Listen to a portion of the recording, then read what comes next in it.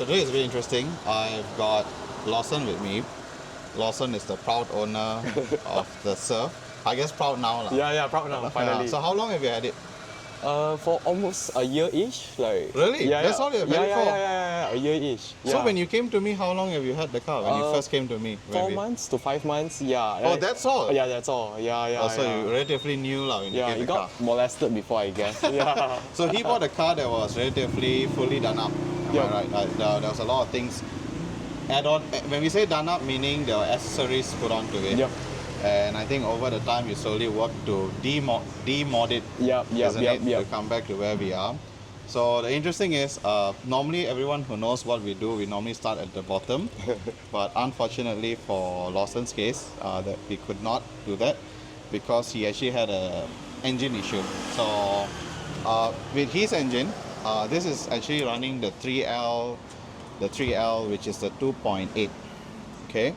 And today we're lucky because we also have Shukri's engine, that is the 2LT, so factory turbo. Similar engine in a lot of things, but what they differ in is in piston size, hence why the capacity. And obviously the fuel pump on the 2LT is also different, which allows it to be turboed. But your car came to us turboed, but obviously they did not make the fuel pump to handle the turbo well. Okay. So this goes back to why we had so the whole thing is why the engine fail was initially there's a very common thing with the 2Ls and 3Ls. They have what they call a pulley rubber failure. So yours was failing. It add into this housing. This housing is now new. Okay. So it add into this housing and basically caused the timing belt to skip. Oh, That's why you came to a grinding halt. Yeah. So we were having some fuel pump issues and all that, but that could have been addressed later. So the main thing was you skipped the tooth and you came to a stop, but thankfully you actually piston didn't hit the valve. Okay. So that's a very thankful thing that for him, because it's been a very expensive bill. Okay. So like Shukri's car, the head is actually new because he didn't have any issues. He came with a running car, no dramas, a lot of oil leaks, but we had to still change the head because he had pitting on the head. So coolant, after a while, the car was left. There was a head gasket failure and there's a lot of pitting. Right. So the head could not be saved. Oh wow. So that has a new head on it. It also has new pistons. So whereas yours is just pistons. Yep. And obviously piston rings, the conroll bearings, everything, and they all built back with original stuff. And obviously while we were at it, we thought might as well we do a turbo as well. So the turbo is basically still a factory Toyota turbo. One thing good about them is whoever did the conversion before, they utilize 2LT exhaust manifold. Okay. So with that, means when you get gaskets and everything, it's still Toyota. Alright. So it's actually easy. And the turbo is similar. So it's CD25 size. But however, we have bought the front and increased the fin. So now you get boosts coming in a lot earlier. Okay. Which feels good. Alright.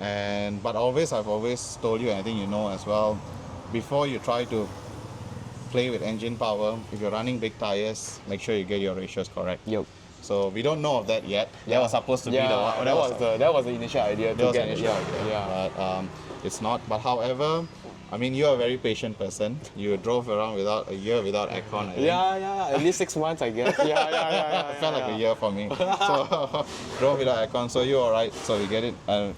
Managed to do that. And then fuel pump wise, so now it's made with a boost compensator. So it knows that when boost comes on, it needs to fuel correctly. Previously, it was just fueling all the time. And that is what caused high EGTs that ultimately caused cracked pistons. Oh, okay. So you remember? Yeah. So age is obviously a factor, but obviously running high EGTs and with very high boost pressures, you can get failures like that. Okay. So right now you have a boost adjuster, but we have cut it off. It's just going to run wastegate pressure, which is about 12 psi peak, 10 psi standard, 12 psi peak. So that's what you're going to be running. Alright. You've got to run in the car. Okay. And normally what I say is when you run in the car, don't have to keep it below 100 or whatever like that. Just go drive it like how you drive it, but vary the RPM. So I like the way of running in by varying RPM. So you do that, and that will be plenty. And then if we look back at Shukri's engine, so basically like for like the entire block and head that you see is very similar to yours, just that the 2L. Yep. So piston sizing is what that makes the whole difference. And when we build back things like that, so everything is new, whether it's water pump, all that has been replaced on your car. You know, the belt, whatever that needs to be, all consumable parts are now back to factory. Yep.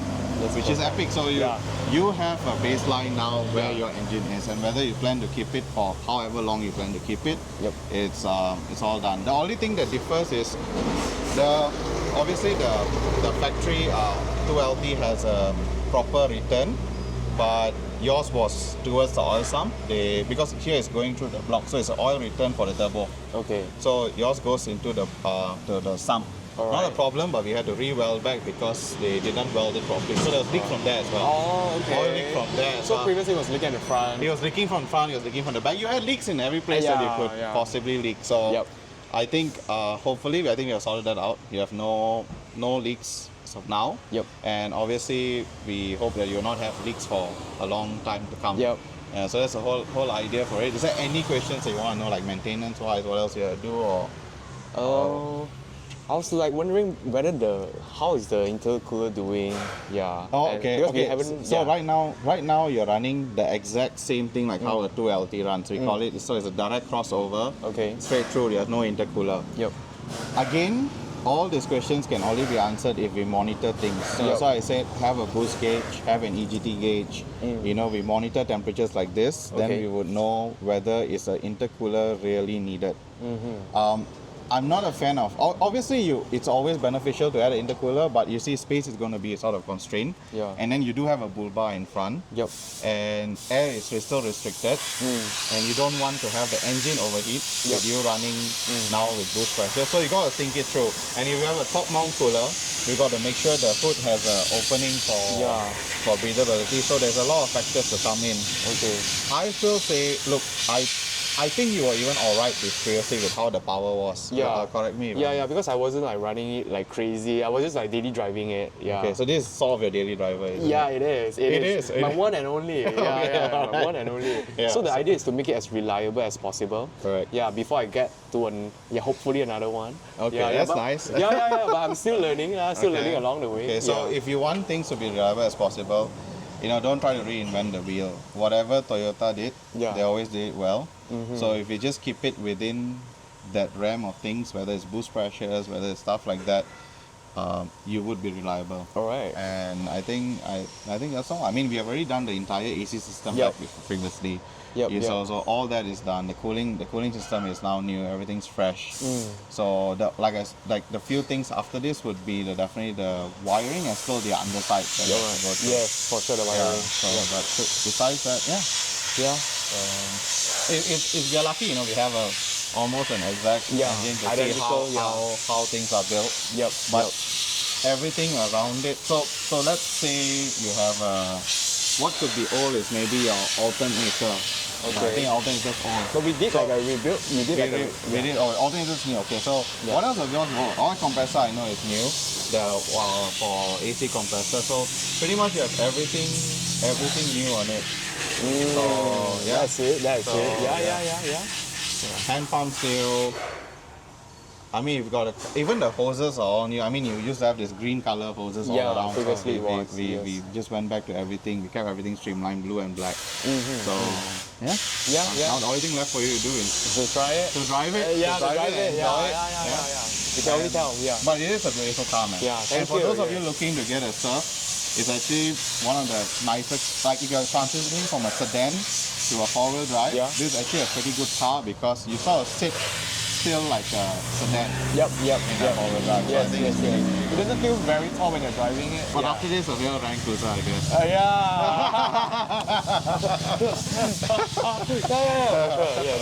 But I'm still into like the Hilux. You're still into the Hilux, so what? Single cab. Okay. Fair enough. That's still a dream. We should definitely give it a try. It was a pleasure. It's my honor. Catch you guys on the next one. Yep. Thank you.